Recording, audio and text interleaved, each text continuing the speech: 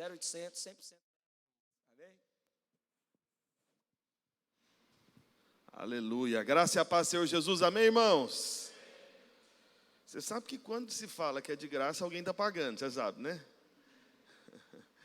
Então, se você quiser ajudar, você pode falar, não, pastor, eu entendi, de graça, mas eu quero ajudar. Lá nos Estados Unidos tem um ditado popular, né? Eu não sei falar em inglês esse ditado, mas eu sei que ele é o seguinte, né? Não existe almoço grátis, né? Esse é um ditado comum lá norte-americano, né? Porque não existe mesmo. E até você pode falar, não, pastor, mas a salvação é de graça. Pois é, mas não foi de graça. Ela é de graça para você.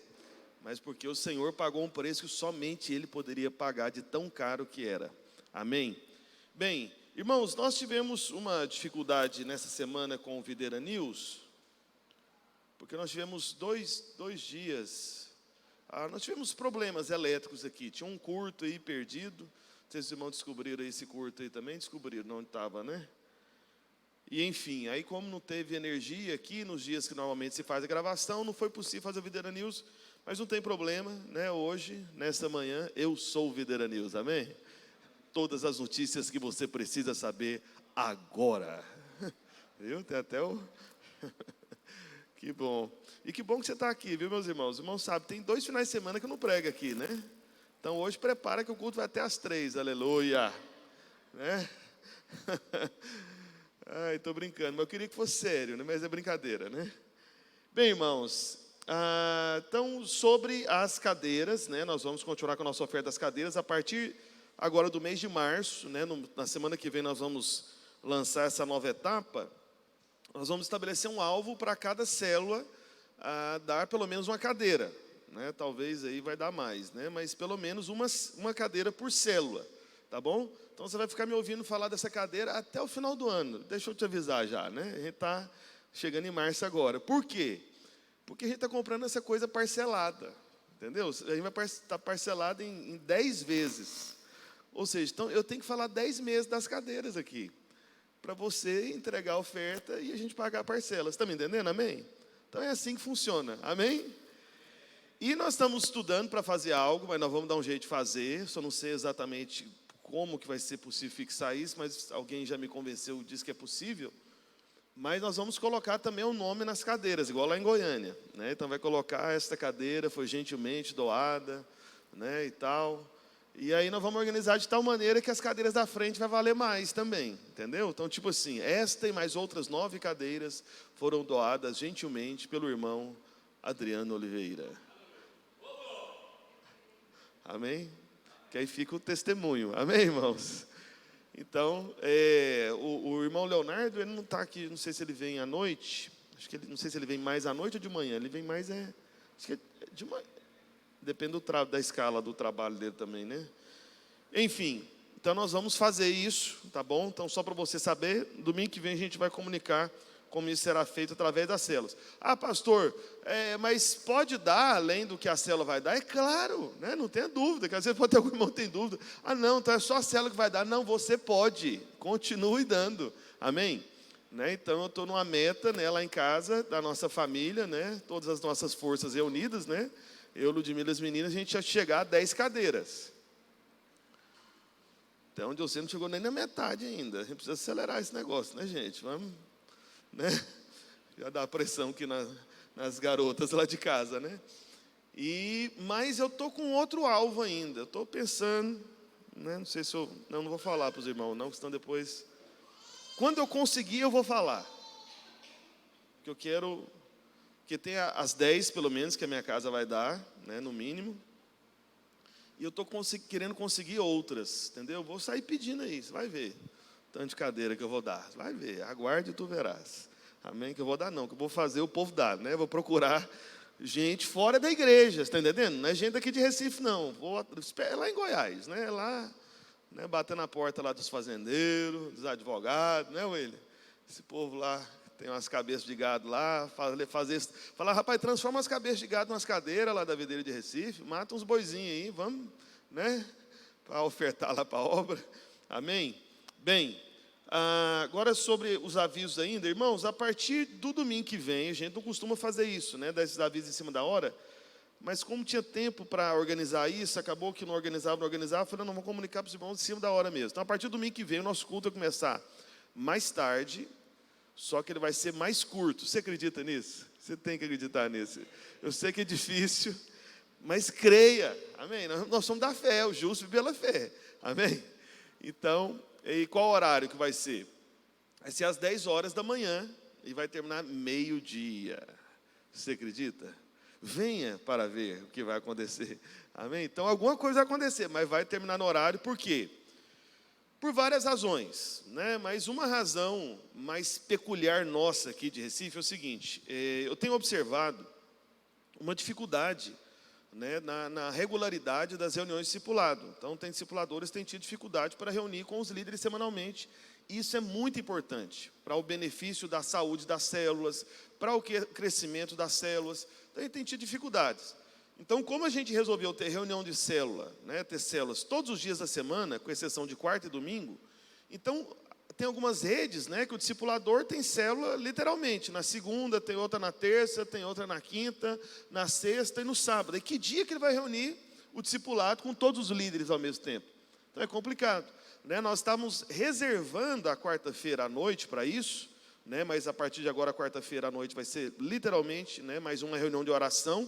Assim como nós temos de segunda a sexta-feira, às 6 horas da manhã, vai ter reunião de oração à noite, 19h30, que é o que a gente tem feito já. Então, a gente estava fazendo a reunião de oração, né, curta, né, porque para nós 1 hora de oração é reunião curta, né, e aí os irmãos podiam reunir na quarta noite. Porém, tem muitos discipuladores jovens na igreja, né, e aí alguns irmãos, com o passar do tempo, cada vez mais vão fazendo cursos à noite, ou faculdade à noite mesmo, né? Os irmãos começam a trabalhar, graças a Deus. Cadê os jovens que trabalham aí? Diga aleluia. Aqui não é nem não, né, irmãos? Já ouviu falar essa expressão nem? Nem, isso é uma expressão maligna, viu? O que é nem? Nem estuda e nem trabalha. Misericórdia. Não, está repreendido, amém. Está repreendido isso aí. Então, a ideia, né, tem se falado muito, né, inclusive isso recentemente, né, especialmente no Nordeste, né, dizendo que os jovens, né, na sua maioria do Nordeste, estão nessa categoria, mas não nós. Amém, irmãos? Então, os jovens nossos aqui trabalham e também estudam. Por que não estudar? Pastor, terminei já.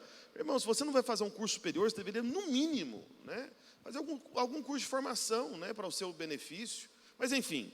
Então, quarta-feira está difícil para os irmãos reunirem à noite, resumindo a história. E aí, que dia que os irmãos vão reunir o discipulado?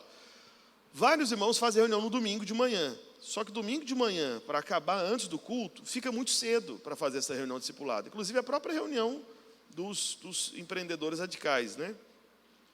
Então, nós vamos tornar o culto mais tarde para facilitar a reunião de discipulado dos discipuladores com líderes de célula. Isso é muito importante para nós. Amém, irmãos? Então, precisa acontecer. No entanto, quais são as outras razões? Veja bem, a videira de Goiânia faz nesse horário. Isso, para mim, já é uma razão que basta. Amém? Então, a nossa igreja lá em Goiânia faz nesse horário, de 10 ao meio-dia.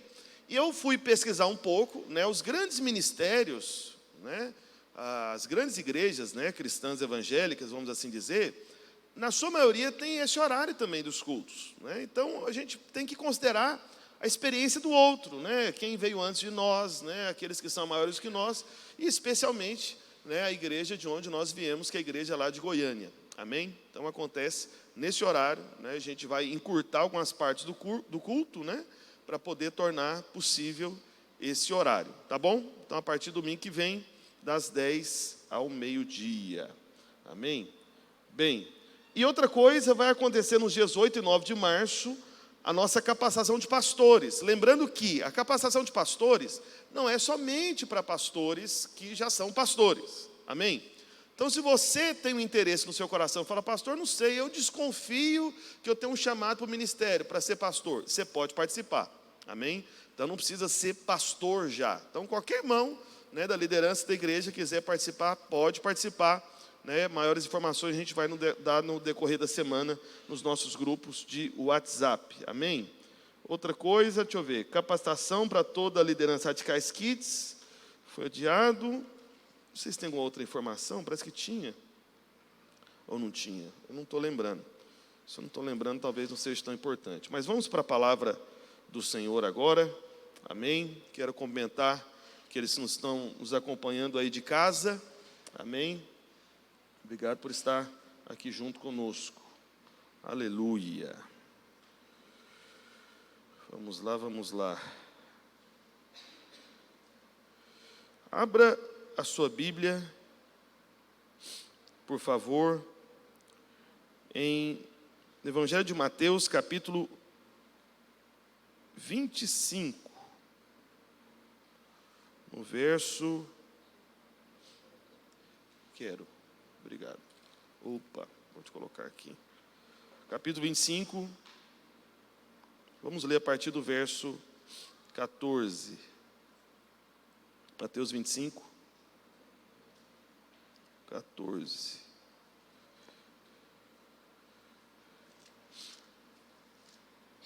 Está escrito: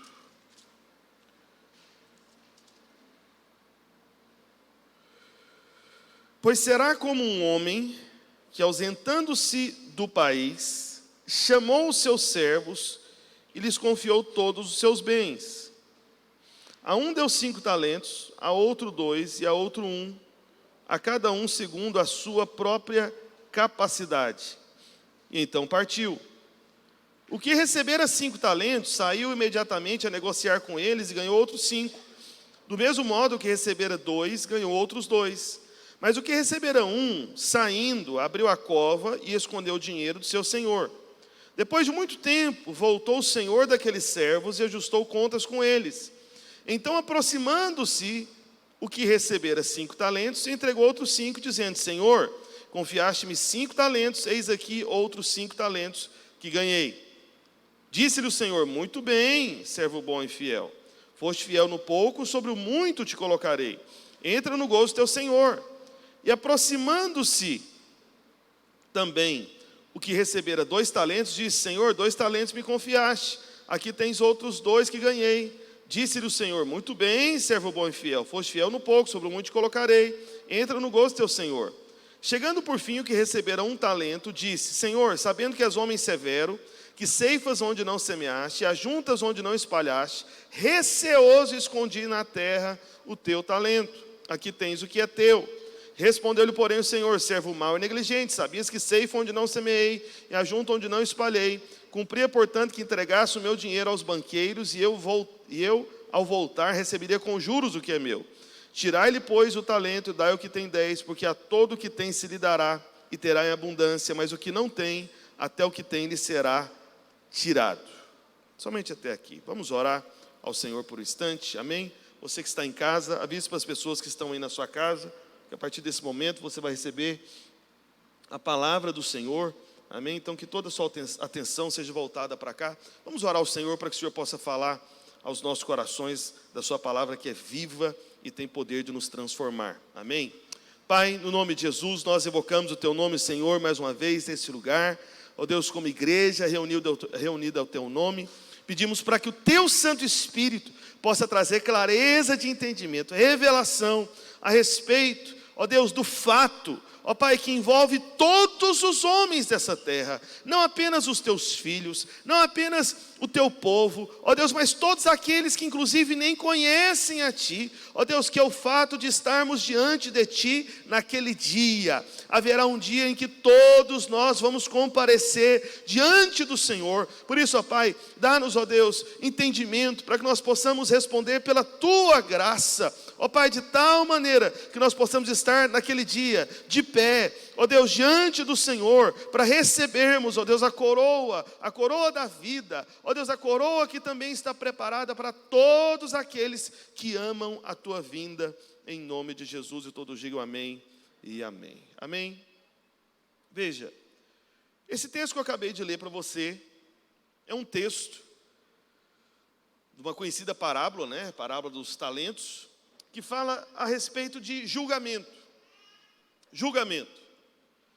Então eu quero compartilhar com você a respeito de julgamento hoje. Como assim julgamento, pastor? Eu vou te dizer.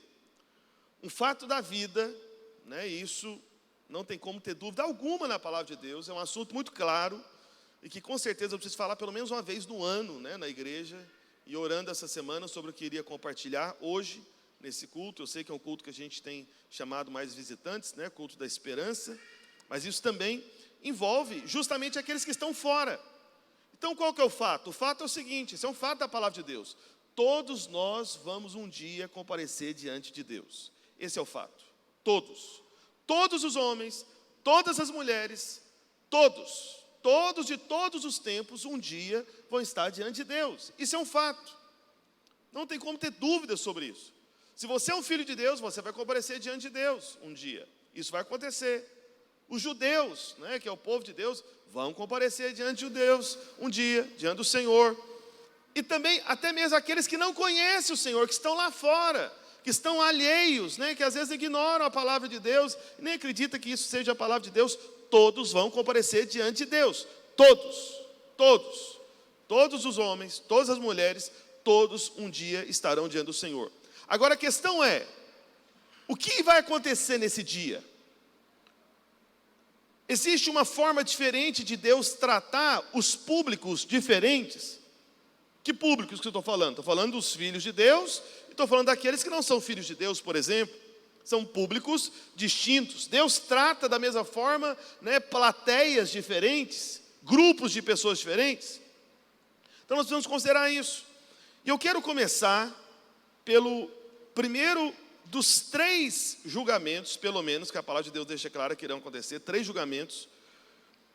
Primeiro dos 3 julgamentos, que é o julgamento do tribunal de Cristo. Amém? Tribunal de Cristo. Então, essa parábola dos talentos é justamente uma ilustração desse julgamento do tribunal de Cristo.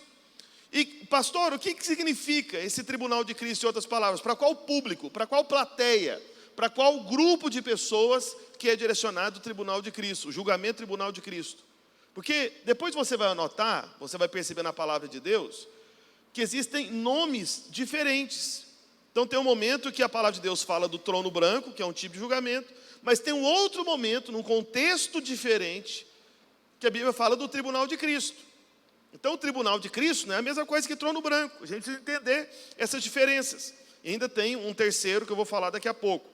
Bem, então o que é o julgamento do tribunal de Cristo? O julgamento do tribunal de Cristo é o julgamento para todos aqueles que creem.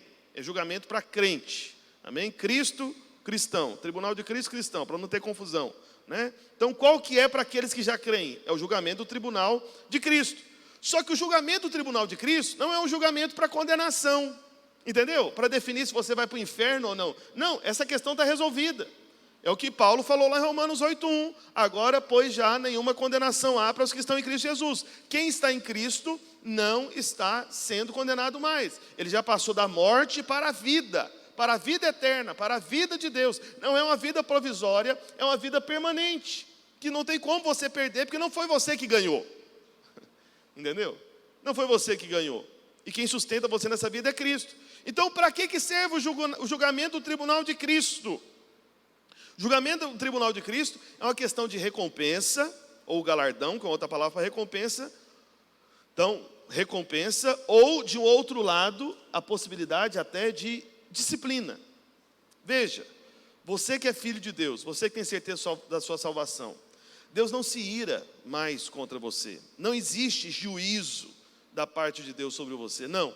O juízo que você merecia receber, que nós merecíamos receber, Cristo recebeu no nosso lugar. O castigo que nos traz a paz estava sobre Ele. Amém? Então, ele recebeu no nosso lugar. Então a questão é essa. Porém, Paulo fala na carta aos Hebreus que todo bom pai faz o que com seus filhos? Disciplina. Disciplina. Não é assim? Existe disciplina. Então, mesmo em relação a nós como filhos de Deus também. Então nós, como filhos de Deus, seremos julgados no tribunal de Cristo. No tribunal de Cristo. E esse julgamento do tribunal de Cristo será antes do milênio, por ocasião da volta do Senhor Jesus Cristo. Como assim, pastor? Veja bem, nós estamos esperando o arrebatamento. Quantos estão esperando? Diga aleluia. Amém? Estamos aguardando sermos tomados pelo Senhor. Arrebatamento. Agora, depois que houver o arrebatamento, em algum momento, a Bíblia não fala o prazo, em algum momento, podem ser vários anos ou poucos anos, vai acontecer, né, uma unidade mundial a tal ponto que eles vão chegar à conclusão de que é necessário um governo mundial. Um único governante para todo o planeta Terra. Essa ideia de um único governo mundial, ela já é presente hoje. Como assim? É a ONU. O que é a ONU? Organização das Nações Unidas. Então, quando aconteceu a Segunda Guerra Mundial, e a terceira está às portas, né? Não tenha dúvida disso, né? Você que está acompanhando aí essa disputa aí da Ucrânia, né, e da Rússia. A Rússia, se eu não me engano, nessa semana mesmo, já fez um aviso internacional que ela não faz parte mais do tratado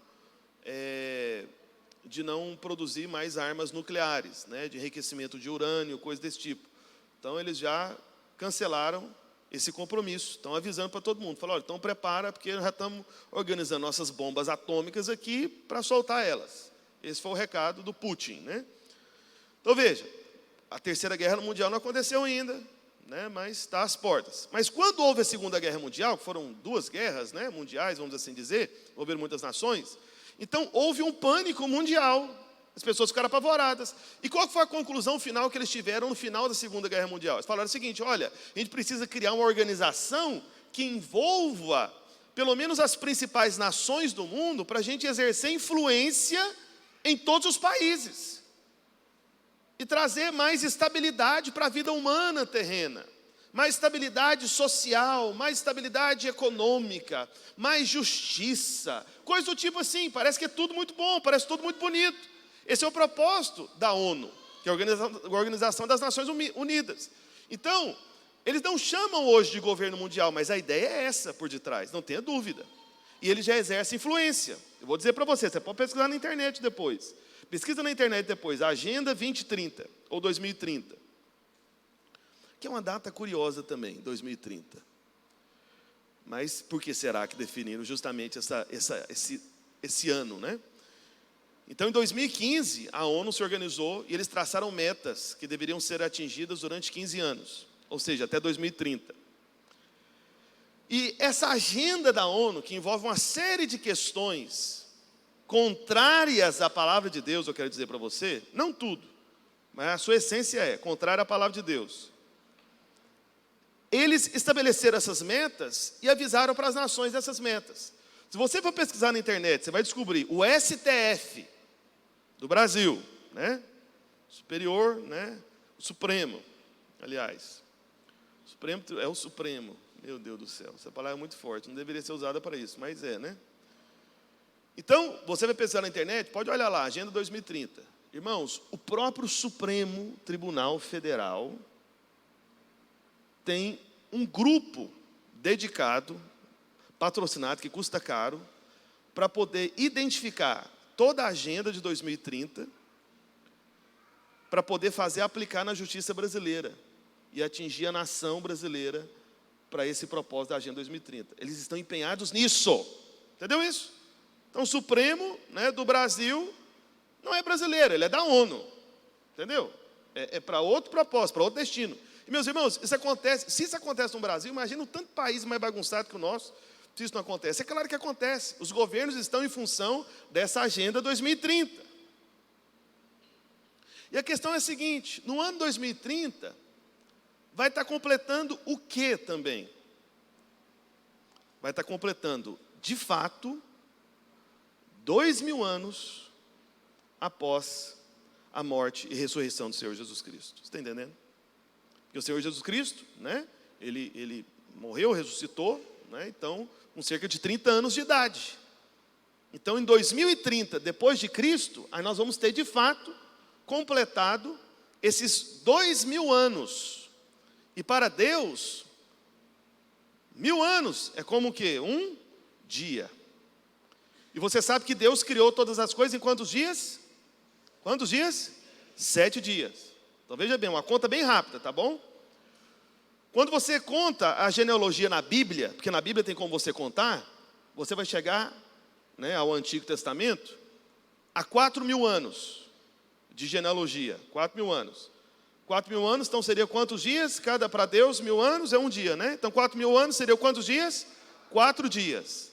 4 dias do Antigo Testamento, mais 2 dias, o Novo Testamento, ou seja, 2000 anos que se passaram no Novo Testamento. 4 mais 2, 6. Então, ao que tudo indica, a partir de 2030 especificamente, nós vamos entrar em qual dia? 7º dia. Então veja, meus irmãos, não é difícil você perceber que de fato nós estamos nos últimos dias. É o tempo do fim. Não tem como ser diferente. Você está entendendo? Então, alguns supunham que de repente esse 7º dia começaria a partir do nascimento de Cristo. Ou seja, então no ano 2000 já se completaria isso. Mas se não aconteceu coisas extraordinárias no ano 2000, meu irmão, em 2030, eu não sei. Então esteja preparado. Amém? Para a volta do Senhor. Só que, como eu disse, esse julgamento ele vai ser antes do milênio. O que é o milênio? O milênio é o período que o Senhor Jesus Cristo vai reinar aqui na terra de maneira presencial. Não é uma live, tá bom? Não é um vídeo que ele vai mandar, amém? Ele virá presencialmente, amém, irmãos? Porque as coisas de Deus são presenciais, amém? Então, você que está acompanhando a gente pelo vídeo, vem no culto no próximo domingo, a não ser que você esteja em outro estado ou país, né?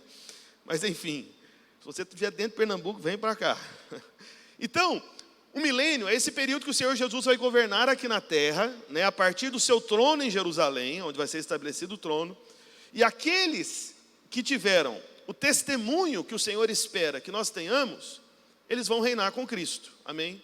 Então vai ser um rei de reis, é isso que vai acontecer. Só que eu quero ler alguns textos para você aqui, para ficar clara essa questão do julgamento. 2 Coríntios, capítulo 5, verso 10, sobre o tribunal de Cristo, amém? Sobre os crentes. Daqui a pouco a gente vai para os outros 2 julgamentos. Está escrito, 2 Coríntios 5, 10. Porque importa que todos nós, Paulo está se envolvendo? Todos nós? Tá, é a carta que ele escreveu. Todos nós, inclusive eu. É isso que ele está dizendo. Importa que todos nós compareçamos perante o quê, meus irmãos? Tribunal de Cristo. Entende? Então, se Paulo se envolve perante esse tribunal de Cristo, isso é para crente. Porque Paulo já era filho de Deus, já era servo de Deus. Importa que todos nós compareçamos perante o tribunal de Cristo, para que cada um receba segundo o bem ou o mal que tiver feito por meio do corpo. Opa! Então vai ser avaliado naquele dia. Romanos 14, verso 10. Romanos 14, 10, está escrito. Tu, porém, porque julgas teu irmão, e tu, porque desprezas o teu, pois todos compareceremos perante o tribunal de Deus, que na verdade é uma tradução diferente aí, mas é justamente o próprio tribunal de Cristo. Vai para o verso 12 agora aí, do mesmo capítulo. Assim, pois, cada um de nós dará contas de si mesmo a Deus, amém? Cada um de nós. Então, lá naquele momento, não vale, você fala, não, Senhor Jesus, deixa eu chamar o pastor Roberto, porque ele me conhece, ele sabe que eu sou gente boa. Deixa eu chamar ele aqui, porque ele sabe algumas coisas, de repente, para ele poder destacar algumas partes, assim, virtuosas, do meu caráter. Pastor Roberto, corre aqui. Não tem jeito, é você e você. Amém? Então, cada um de nós, você que, irmã casada, não, o Senhor Jesus, deixa eu chamar meu marido, o Senhor respeita essas coisas, a autoridade lá em casa, o cabeça que tem que responder por mim. Nessa hora as irmãs viram tudo submissa, Aí quer chamar o marido. Então veja, não tem jeito, cada um de nós vamos comparecer. E ainda, lá em 1 Coríntios capítulo 4, verso 4, 1 Coríntios 4, 4, está escrito, porque de nada me argui a consequência, contudo nem por isso me dou por justificado, pois quem me julga é o Senhor.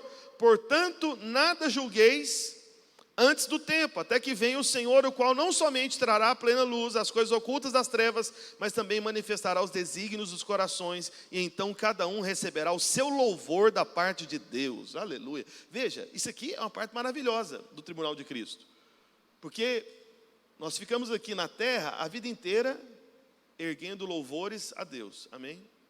Só que naquele dia, dependendo da sua resposta pela graça hoje, você vai receber um louvor da parte de Deus. É Deus que vai louvar você. Você acredita nisso?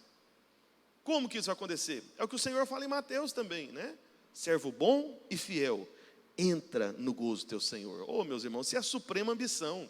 Eu sei que tem gente que, sabe, morre de vontade de ser elogiado por alguém importante dessa terra, né? Receber uma condecoração do governador, do prefeito, do presidente, seja lá de quem for, né? Receber um elogio, né?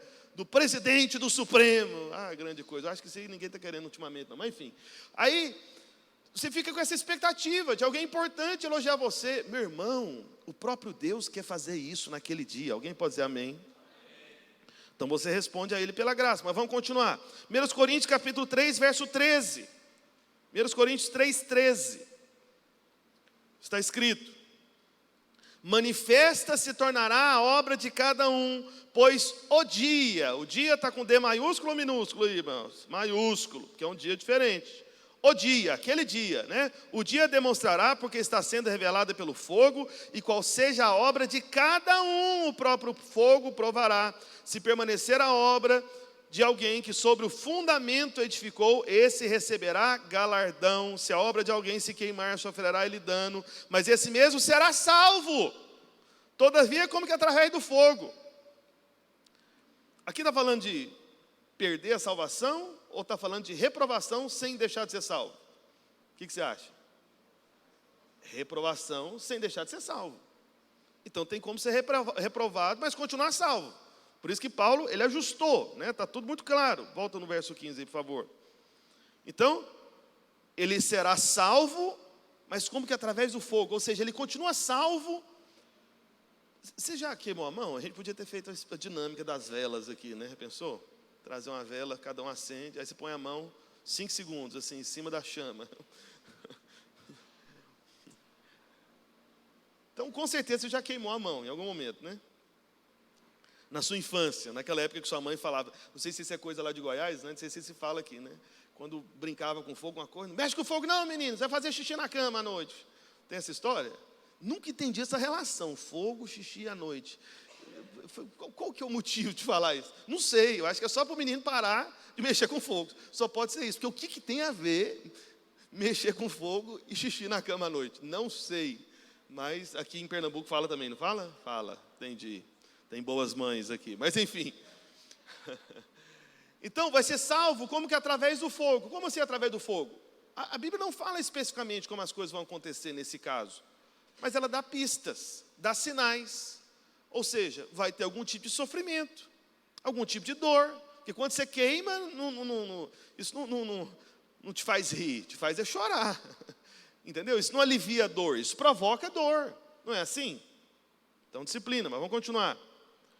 Mateus 16, verso 27. Mateus 16, 27. Estou lendo muitos textos da Bíblia para você entender que isso aqui é um assunto muito repetido. Porque, veja, o que você acha? Aquilo que seu pai e sua mãe mais repetiu para você na sua educação, você acha que é porque seu pai achava importante, ou sua mãe muito importante, ou pouco importante, aquilo que ele mais repetiu? O que você acha? Pouco ou muito?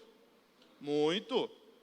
Tudo aquilo que seu pai e sua mãe falou demais na sua cabeça, é porque seu pai e sua mãe estão partindo da ideia, é importante. Se é importante, eu tenho que falar muitas vezes. Né? Uma das coisas que minha mãe falou muitas vezes na minha cabeça, até hoje eu lembro disso, eu ouço ela falando. Beba água. Beba água, menino. Beba água e come banana. Banana tem potássio.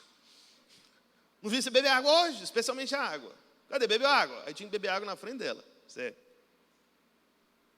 Mas foi bom. Depois eu descobri que eu estava no caminho da boa hidratação, né? Um marmanjo assim como eu, assim, né? E você, os homens de maneira geral, você tem que beber pelo menos 3 litros de água por dia, a partir de, entendeu? Não é, cadê o William ali, nosso personal ali? Não é por aí? O William eu não sei não, ele eu acho que tem que ser de 5 para frente.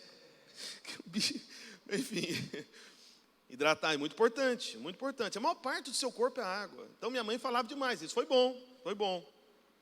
Outra coisa que ela sempre falou, né? Tu é homem, rapaz, tu é homem. Eu sei que a gente começava a ficar, assim, dar uma molezinha em casa, né? Uma reclamadinha. Ai, mãe, o que, rapaz? Tu é homem, rapaz? Senhora. Virava homem na hora. Foi ótimo isso aí. Porque quando o diabo começa a me condenar, me acusar, sabe? Quando os problemas começam a acontecer e eu começo a ficar com pena de mim mesmo, Ah, é verdade, está tão difícil, tão complicado. Não estou conseguindo fazer isso e tudo. Aí a minha voz da minha mãe vem na hora. Tem hora que eu quase olho para trás. Falei, gente, misericórdia, minha mãe apareceu aqui. Tu é homem, rapaz, tu é homem. Eu, oxi, tá bom. Opa, tá, sou homem. Tu é homem, rapaz. Então veja, tem coisas que mãe repete. Agora olha para cá. Tem coisas que Deus repete. Que o Senhor fala muitas vezes. E por isso que eu estou lendo todos esses versículos para você. E eu não terminei de ler. Vamos continuar. Você achou que acabou? Acabou não. Mateus 16, 27. Está escrito. Porque o Filho do Homem há de vir na glória de seu Pai com os seus anjos. E então retribuirá cada um conforme as suas o quê? Obras. Apocalipse 22, 12. Vamos lá. Está escrito. E eis que venho sem demora ou com demora, irmãos? Sem demora, é verdade. Então, às vezes você acha, não, vai demorar. Você não sabe? Pode ser hoje o arrebatamento. Já pensou? Pode ser. Porque, irmãos, deixa eu te falar, só abrir um parênteses bem rápido. A volta visível do Senhor nos ares, porque Ele virá e todo olho o verá, a Bíblia tem muitos sinais. Agora, o arrebatamento não, pode ser a qualquer momento. O arrebatamento pode ser tipo 20, 30, 50 anos antes do governo mundial. Entendeu isso? Então, o arrebatamento pode ser a qualquer hora. Por isso que quando você lê o comportamento da igreja primitiva em Atos e as cartas dos apóstolos que foram escritas, há quase 2000 anos atrás, você vê neles o sentimento de urgência, de estar preparado para a volta de Jesus. Porque realmente o Senhor pode nos arrebatar a qualquer momento. O arrebatamento pode ser a qualquer momento. Mas a vinda visível do Senhor nos ares, quando todo olho verá, isso tem sinais e vai acontecer no final da grande tribulação, após o início do governo do anticristo, na segunda metade do governo dele. Serão 7 anos, né? Mas vamos lá, continuando aqui. Eis que venho sem demora, e comigo está o galardão, a recompensa, o prêmio, que tenho para retribuir a cada um segundo as suas obras. E lá em Hebreus capítulo 10, no verso 30, vamos lá. Hebreus 10, 30. Está escrito. Ora, nós conhecemos aquele que disse, a mim pertence a vingança, eu retribuirei. E outra vez, o Senhor julgará o seu povo. Horrível coisa é cair nas mãos do Deus vivo. Eu sei que quando você lê essas coisas, você fica preocupado, Fala, pastor, misericórdia, eu estou ficando com medo agora. Não, meu propósito não é causar medo em você, mas é você saber que você está acumulando um testemunho diante de Deus. Amém? Então, a questão é o que você está fazendo com essa graça maravilhosa que foi confiada a você. Entende? Então, 1 Coríntios 15, 10. Coloca aí, por favor.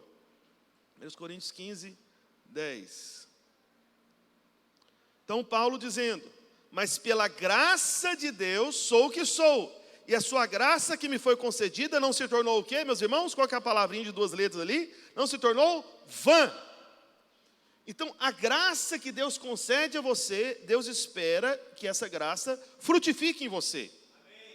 Entende? Faça você crescer, faça você avançar. Transforme o seu comportamento, os seus hábitos. Coloque virtudes em você, tudo pela graça, não pelo seu esforço. Amém? Então quem diz que conhece a graça, mas está preso no pecado, ele não entendeu nada sobre a graça. Então é o que Paulo fala em Romanos 6,14. O pecado não terá domínio sobre vós, porque não estáis debaixo da lei, e sim da graça. Um testemunho da graça na sua vida é que você supera isso também. Amém? Então, aí Paulo falou, me foi concedido, não se tornou vã. Antes, o que ele fez? Trabalhei muito mais do que todos eles, todavia não eu, mas a graça de Deus comigo. Amém? Então são frutos de um trabalho. Agora, a questão é a seguinte, lá em Mateus 5, 19, para você ver a seriedade que é a posição de alguém que ensina. Isso vale não é só para pastor, não. Isso vale para irmãos que dão aula nos cursos da igreja. Isso vale para você que faz às vezes algum tipo de live na internet, querendo ensinar alguma coisa da Bíblia. O caso é sério. Romanos 5,19. Aquele, pois, que violar um desses mandamentos, posto que dos menores, e assim ensinar aos homens, será considerado o mínimo no reino dos céus. Aquele, porém, que os observar e ensinar, esse será considerado grande no reino dos céus. Então veja, a questão não é só o que você conhece, a questão é o que você ensina. Então, cada homem vai prestar contas diante de Deus. Por isso que é muito sério, né? Os irmãos podem ter certeza que eu tenho muito temor do Senhor quando me posiciono aqui nesse lugar, entende? Porque o Senhor, eu vou ser avaliado por isso, pelo que eu estou pregando. Por isso que eu preciso pregar a verdade para você, porque está sendo considerado diante do Senhor. Amém? Eu não posso inventar aqui algo na minha ideia humana, natural. Não, eu preciso entender a palavra e explicar a palavra para você. Como deve ser explicada. Amém? Agora, a questão, quando a gente vai lá na parábola dos talentos, que a gente leu agora há pouco, o que ele deixou de fazer? Ele deixou de multiplicar os talentos. Foi simplesmente isso, não foi uma questão de pecado. Ou seja, ele deixou de frutificar. Entende? Por isso que nós somos voltados para os frutos. Então a gente quer crescer as nossas células. A gente quer multiplicar as nossas células. Nós queremos mais irmãos nos cultos, queremos mais irmãos nas células. Isso vai acontecer. Vai. Né? Então precisamos de mais trabalho para isso, e vai acontecer. Eu estava até pensando, né? Eu nem falei para os pastores, mas é bom que fique gravado já, né? Surpresinha. Né? Dependendo do alvo alcançado das células, pelo menos nesse ano, talvez no ano que vem também. Enquanto a gente não alcançar o número de células que eu acredito que a gente deve alcançar, e o número de irmãos nas células, a gente não vai ter mais férias de final de semana. Quando tiver férias, vai ser só durante a semana. Tipo 5 dias, né? Então, vai dar uma diminuída. Porque a graça, às vezes, parece que está ficando em vão. Paulo trabalhou mais do que todos e frutificou. Entendeu? Então, eu tenho percebido isso. Eu falei, gente, esse negócio, para quê? Não precisa ter férias, né? Porque não sei se você sabe, procura na Bíblia sobre férias. Nem tem. Lá tem 1 dia de folga por semana. Sério? Tem não. Então, mas os pastores estão cientes mais ou menos dos alvos já. Então, isso é já para esse semestre. Junho e julho mesmo. Tá bom? Então, Tá bom? Então, Mas, pastor... Deixa para lá, deixa eu avançar aqui. Mas está feito, viu, irmão? Se não é só um comunicado que eu estou fazendo aqui. Lá em Lucas capítulo 12, verso 47, vamos lá, outro texto. Você vê, tem muito texto na Bíblia falando sobre essas coisas, né? Brincadeira não. Eu não estou lendo todos, tá bom? Só alguns. Lucas 12, 47, está escrito: aquele servo, porém, que conheceu a vontade do seu Senhor. Isso aqui é o Senhor Jesus contando a história. Aquele servo é quem? Os crentes que conhecem o Senhor. E esse Senhor é quem? O Senhor mesmo que está contando a história, né?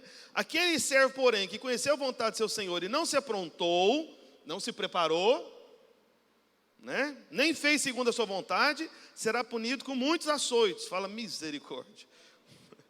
Aquele que soube, conheceu. Por isso que é importante essa questão de você conhecer muito, né, do Senhor e da palavra. Isso te torna mais responsável. Amém? Ou deveria tornar, né, mais responsável. Aquele, porém, que não soube a vontade do seu Senhor, é ignorante, né, e fez coisas dignas de reprovação, levará poucos açoites. Vai apanhar pouco porque sabia pouco, tadinho. Aí já tem irmão espertinho pensando, já sei, não vou fazer os cursos da igreja, vou vir no culto só uma vez no mês, porque eu não quero saber nada.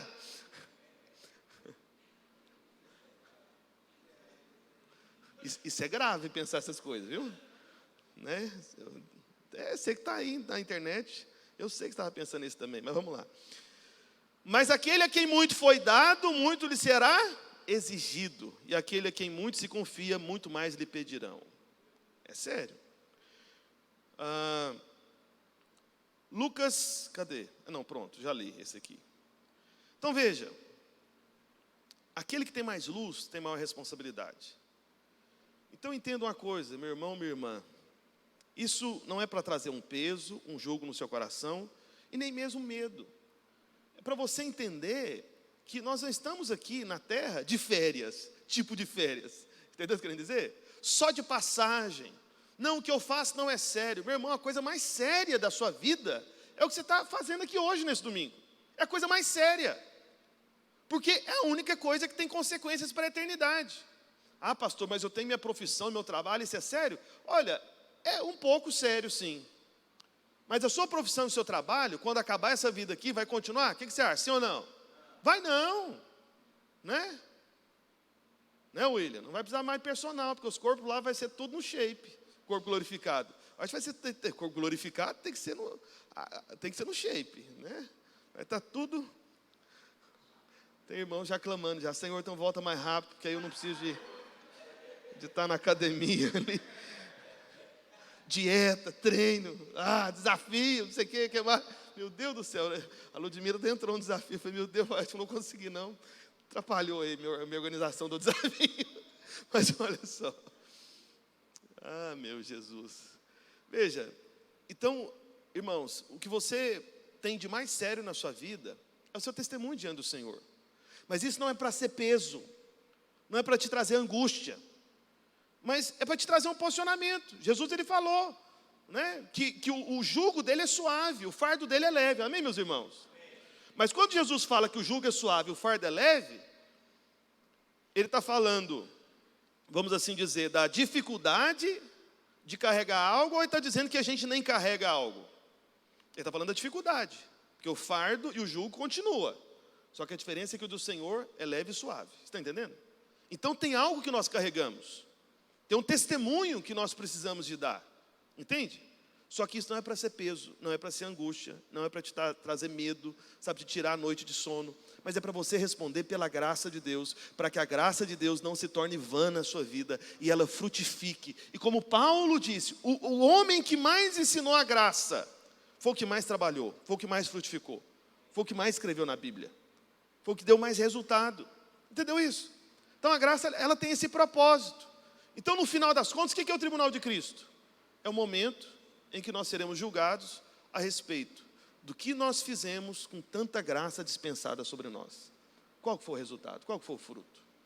Muita graça, muitas portas abertas, favor imerecido, bênção de Deus sobre você, livre acesso ao Todo-Poderoso. Entende? Tantas coisas boas. E aí, o que você fez com isso? Nada. Percebe? Então, há uma resposta. Amém? Isso é no tribunal de Cristo. Pastor, qual que é o segundo julgamento? O segundo julgamento é o julgamento das nações. Então, qual que é o primeiro, que eu falei para os irmãos? Tribunal de Cristo. Qual que é o segundo? O julgamento das nações. Quando que vai acontecer o julgamento das nações? É quando o Senhor Jesus vier de maneira visível. Amém? Então, quando o Senhor Jesus vier de maneira visível, as nações serão julgadas. E como que isso vai acontecer? Vamos ler lá em Mateus 25, verso 31, um texto bastante conhecido e um texto bastante distorcido, viu? Que tem de pregador que pega esse texto e faz um monte de coisa com ele e que não é exatamente o que o texto está querendo dizer, mas você vai entender. Na verdade é só ler, não precisa nem interpretar, é simples, é porque o povo quer usar a palavra de Deus de qualquer maneira e um dia eles vão estar diante do Senhor para responder sobre isso. Por isso que eu preciso te falar da maneira correta. Mateus 25, 31 está escrito: quando vier o Filho do Homem na sua majestade. Está vendo? Isso é uma outra vinda. É a vinda dele em glória, visível, na sua majestade, né? Montado no cavalo branco, com manto tinto de sangue.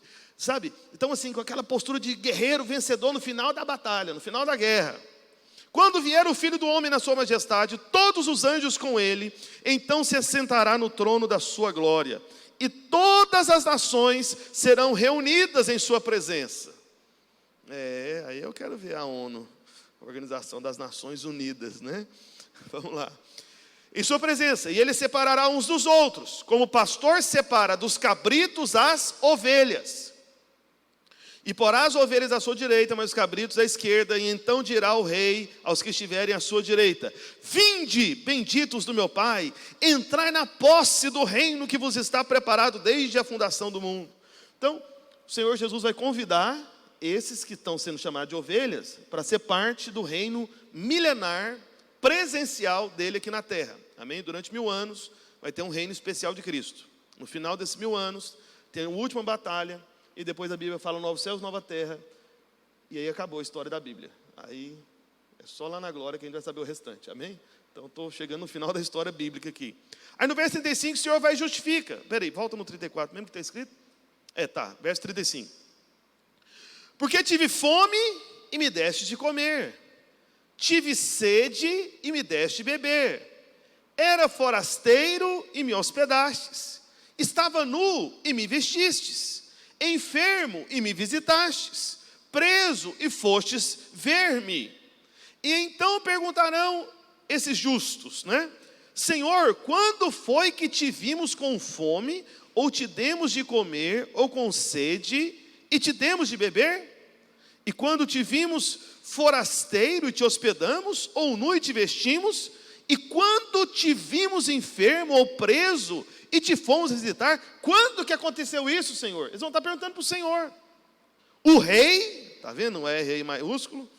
Um rei respondendo lhes dirá: em verdade vos afirmo que sempre que o fizestes a um destes meus pequeninos irmãos, a mim o fizestes. Então o rei dirá também aos que estiverem à sua esquerda: apartai-vos de mim, malditos, para o fogo eterno preparado para o diabo e seus anjos. Porque tive fome e não me deste comer, tive sede e não me deste beber, sendo forasteiro não me hospedaste, estando nu não me vestiste, achando-me enfermo e preso não fostes ver-me. E eles lhe perguntarão: Senhor, quando foi que te vimos com fome, com sede, forasteiro, nu, enfermo ou preso e não te assistimos? Então lhe responderá: em verdade vos digo que sempre que o deixastes de fazer a um destes mais pequeninos, a mim deixastes de fazer. Bem, voltem no verso 41, deixem no 41, por favor. 41? Não, 40. Isso, ótimo. Bem, pastor, o que é o julgamento das nações?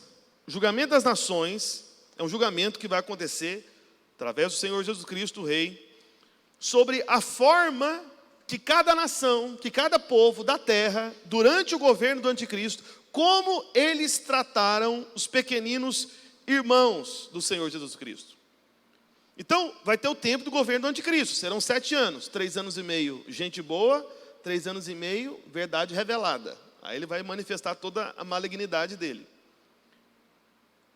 E um detalhe importante, para o anticristo revelar sua malignidade, está escrito na palavra, tem uma profecia, sobre a profanação do templo. E não sei se você sabe, mas já está tudo preparado para a construção, né, do chamado terceiro templo.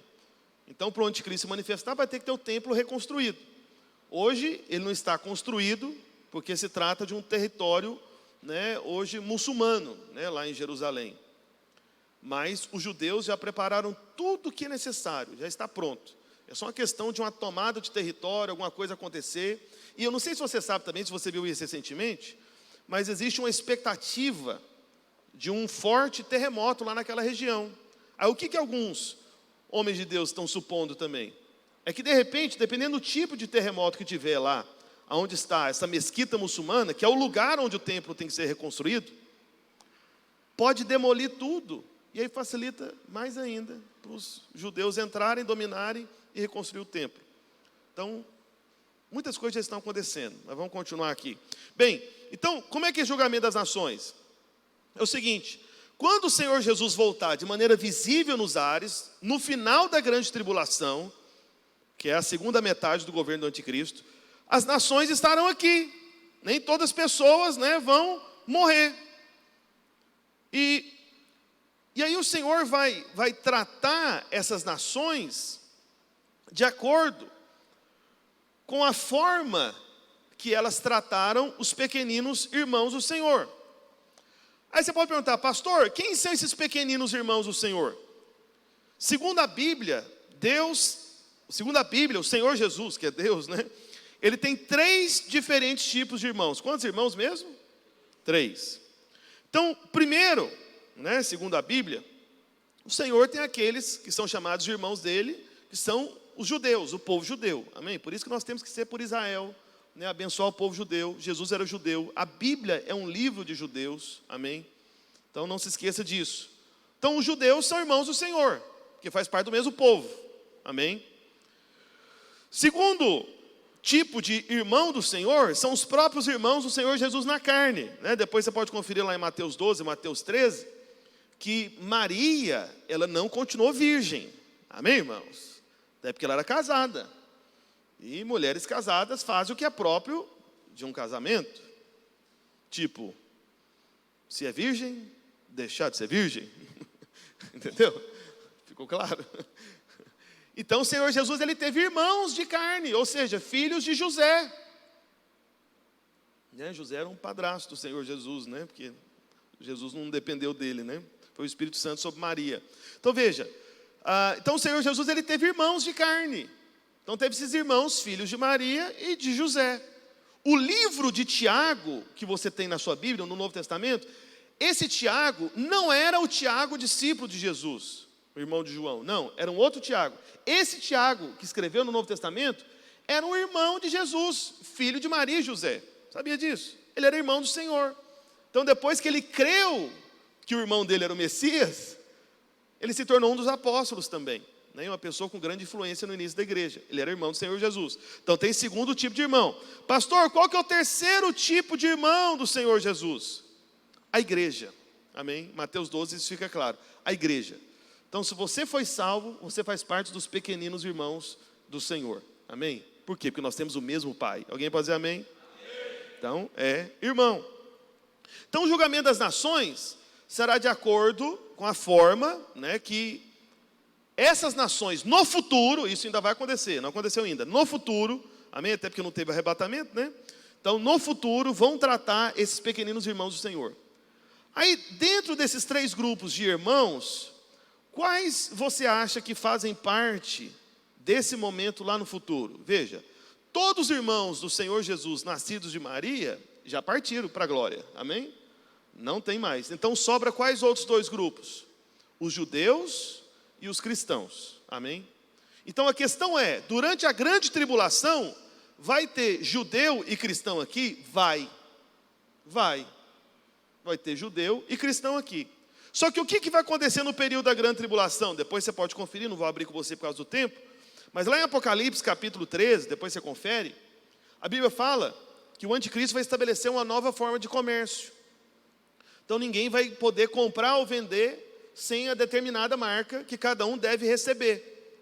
Só que essa marca não é apenas fazer um QR Code de tatuagem na mão. Não é simples assim. É algo que vai envolver um culto, é algo que vai envolver algum tipo de vínculo espiritual. E aí os cristãos e judeus que estiverem aqui vão abrir o olho e falar, eu não vou aceitar essa marca. Entendeu? Então, isso ainda vai acontecer, não está acontecendo. Eu sei que tem irmão que vive com medo. Pastor, você viu o chip que coloca debaixo da pele? Pastor, e essa vacina, né? Tem muita gente na internet falando que a vacina é a marca, né? Meu Deus do céu. Não, nada disso, calma. Não aconteceu. Eu sei que vai acontecer depois do arrebatamento. Amém? Enquanto a gente estiver aqui, né, que a gente espera pelo Senhor. Amém, irmãos? A gente espera por Cristo, não pelo anticristo. Amém? Porque tem crente que espera pelo anticristo, sabe? O negócio dele é o anticristo. Ele quer identificar, será que é isso o anticristo? Enfim. Então, durante esse período, os judeus e os cristãos não vão aceitar a marca. E o que vai acontecer?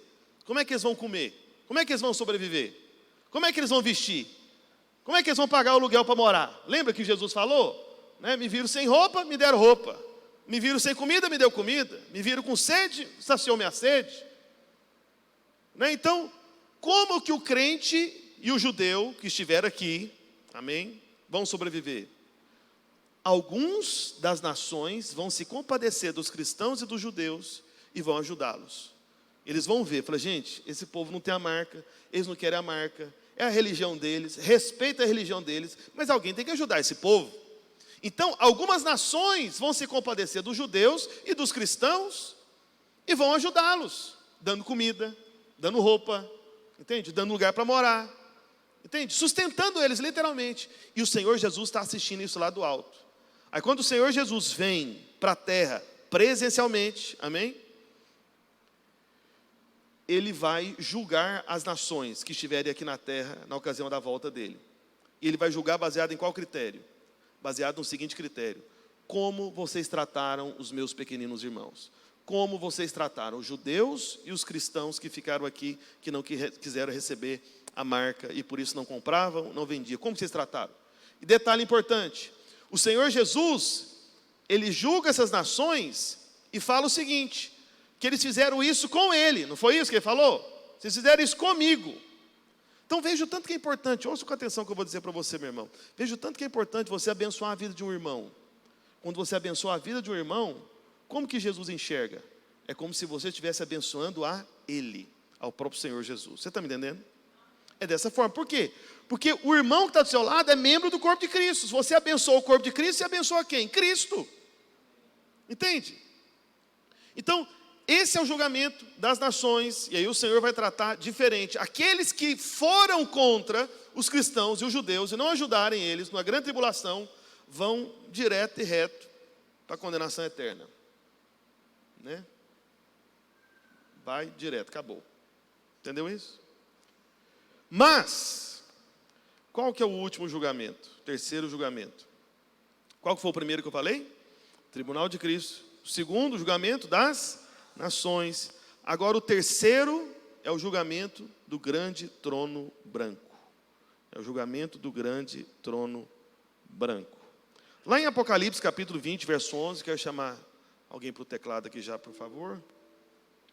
Apocalipse 20, 11.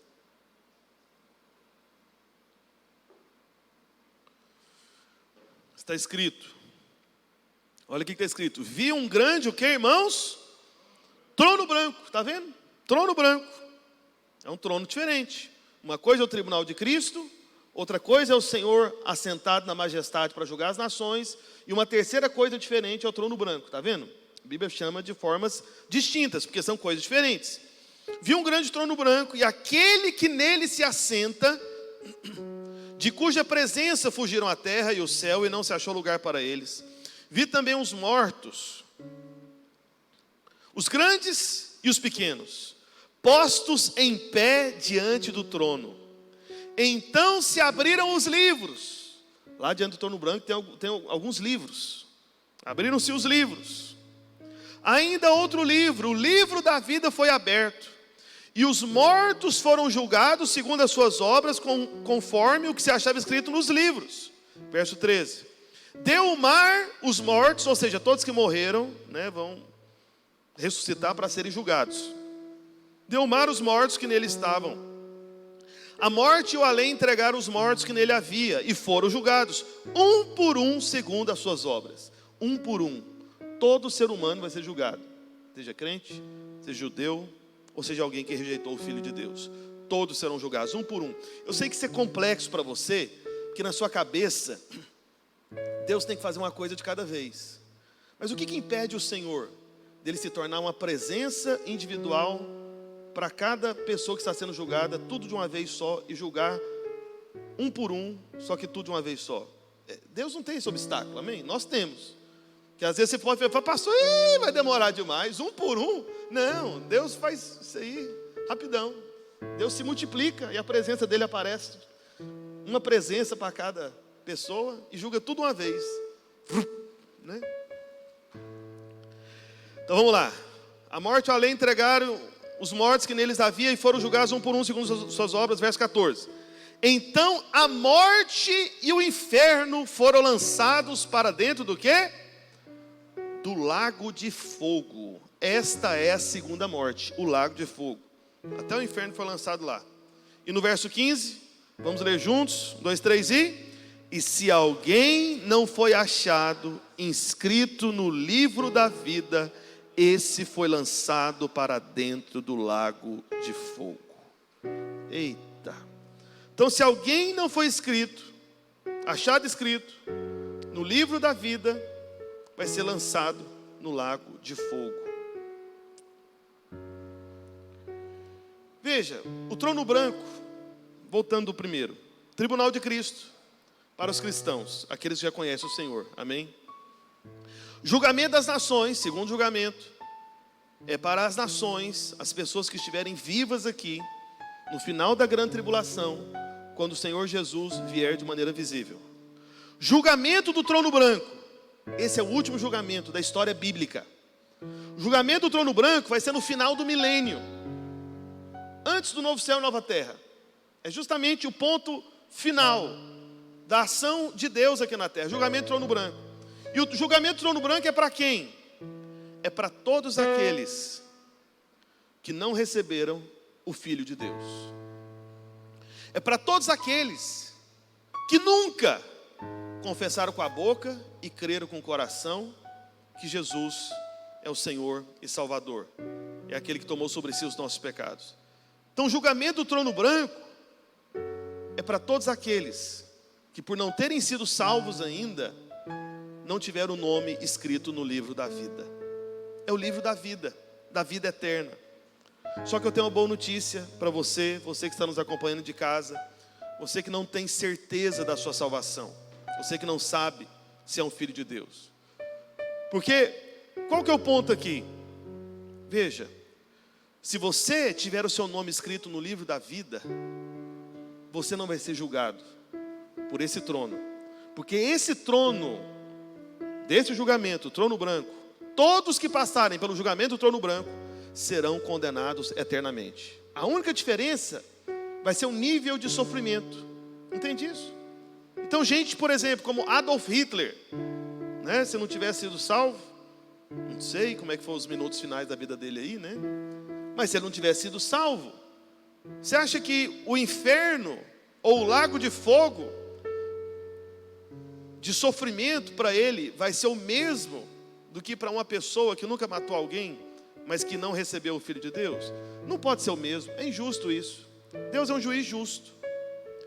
Eu sei que isso pode parecer muito grave, pensando, pastor, mas a pessoa vai ser considerada eternamente. Veja, a opinião de Deus a respeito do pecado não muda. A opinião de Deus a respeito da obra do Filho não muda. O único caminho para você ser livrado do trono branco, para você ser livrado do lago de fogo, o lago de enxofre, o único caminho para você não ser introduzido no inferno, na morte eterna que vai ser lançado para dentro do lago de fogo, o único caminho é o Senhor Jesus Cristo. E quando você olha para o Senhor, Ele escreve o seu nome no livro da vida. E depois que Ele escreve, não tem como ninguém apagar. Por isso, qual que é a boa notícia? João 3,16. Abra aí por mim, por favor.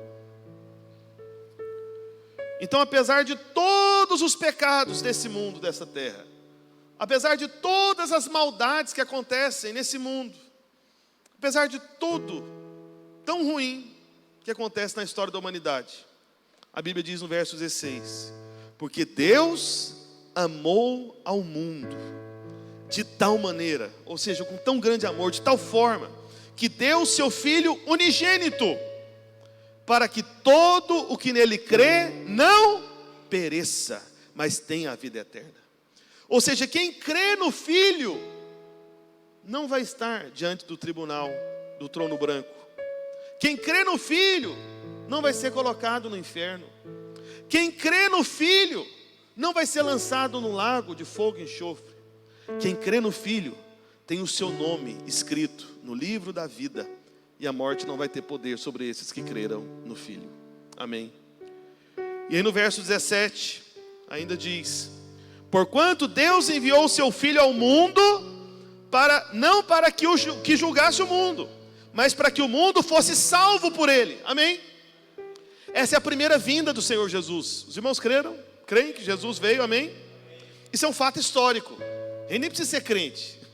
Isso é um fato histórico, né? Que no Ocidente o mundo está dividido em antes e depois de Cristo. Não é isso? Você vê isso nos livros de história. Então não precisa nem de ser alguém da fé para acreditar que Jesus veio. Os próprios homens reconheceram. A história mostra que ele veio. Amém? Só que essa primeira vinda dele, deixa no verso 17 ainda.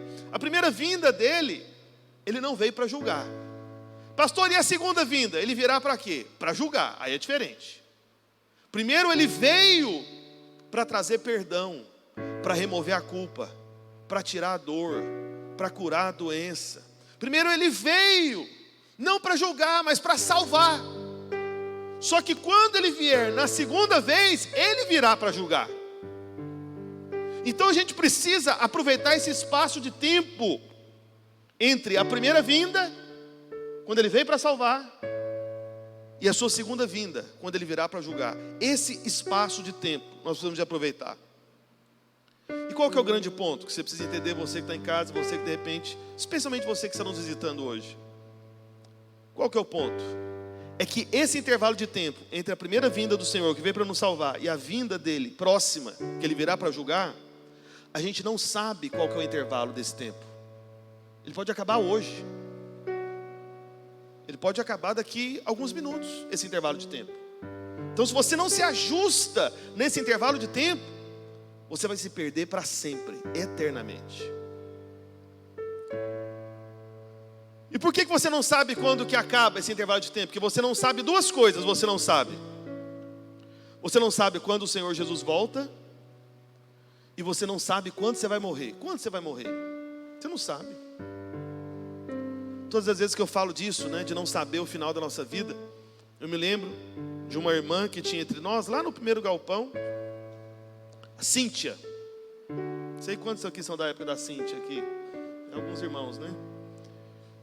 A Cíntia, ela tinha 18 anos de idade quando ela faleceu. Sofreu um acidente de moto, uma fatalidade, uma situação muito ruim.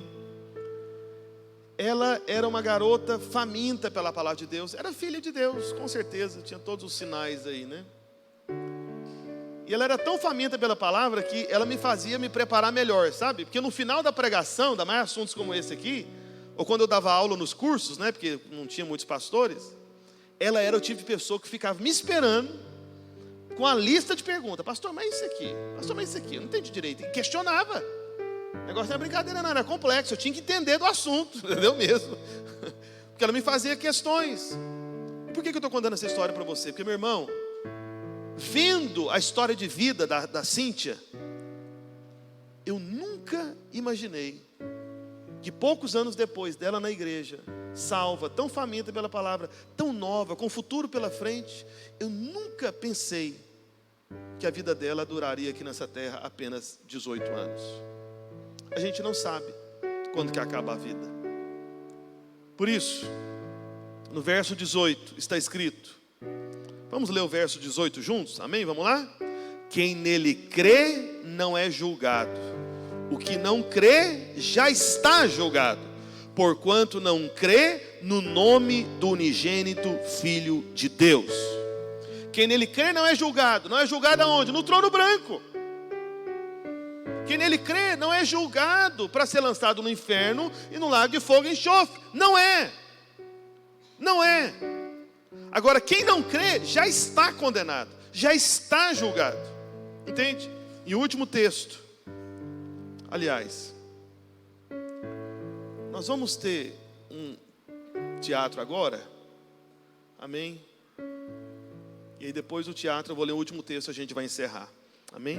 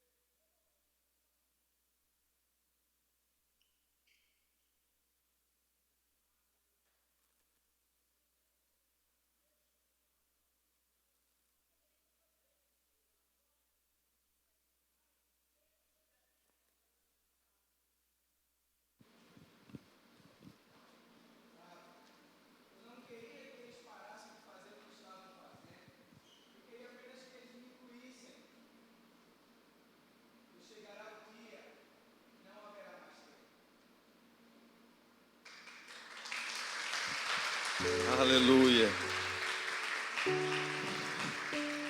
Quero pedir para você ficar em pé, por favor.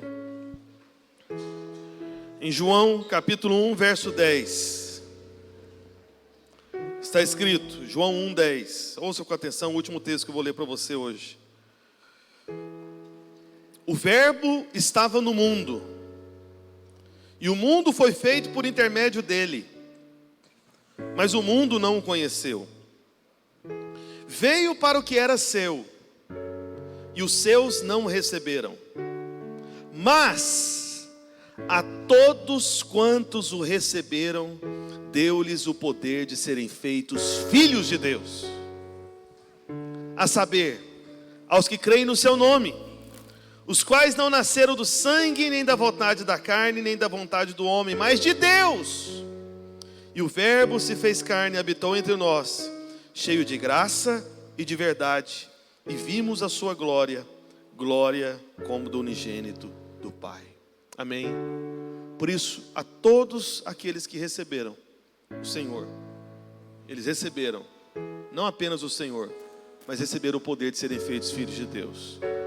Por isso, quero perguntar para você que está nos acompanhando pela internet, ou de repente alguém que está nos visitando aqui nessa manhã também, se você quer ter certeza da sua salvação, se você quer que o seu nome seja anotado no livro da vida, se você quer receber o Senhor Jesus, porque a todos aqueles que o receberam foram feitos filhos de Deus, e os filhos de Deus não estarão diante do trono branco.